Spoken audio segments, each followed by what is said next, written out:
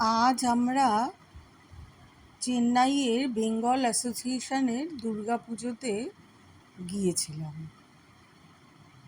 সেখানে আমরা অষ্টমীর আজকে অঞ্জলি দিয়েছি এবং তারপরে অঞ্জলি দেওয়ার পর ওখান থেকে আমাদের ভোগ প্রসাদ নেওয়ার জন্য বিনামূল্যেই কুপন দেওয়া হয়। এবারে সেই কুপনটা আমরা নিয়ে ওখানে আমরা ভোগ প্রসাদ নিই এবং ওদের ব্যবস্থাপনা ভীষণ সুন্দর ছিল এবং আমরা ওখানে ভোগ প্রসাদ নিই।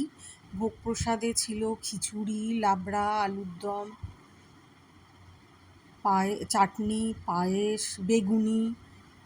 খুব ভালো ছিল রান্না এবং ব্যবস্থাপনাও খুব সিস্টেমেটিক ছিল এবং খুব সুন্দর ছিল। আমরা খুব ভালোই সারাটা দিন ওখানে উপভোগ করেছি। তাছাড়াও ওখানে দেখলাম বিভিন্ন ধরনের স্টল বসেছিল, যেমন ধরুন ওখানে ইমিটেশন, যেমন কানের দুল, হার, এইসবের যেমন স্টল ছিল।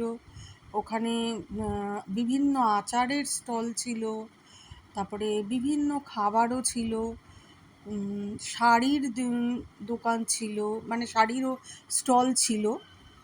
তা বিভিন্ন রকমের, পরিবেশটা খুব সুন্দর ছিল এবং খুব হোমলি ছিল পরিবেশটা।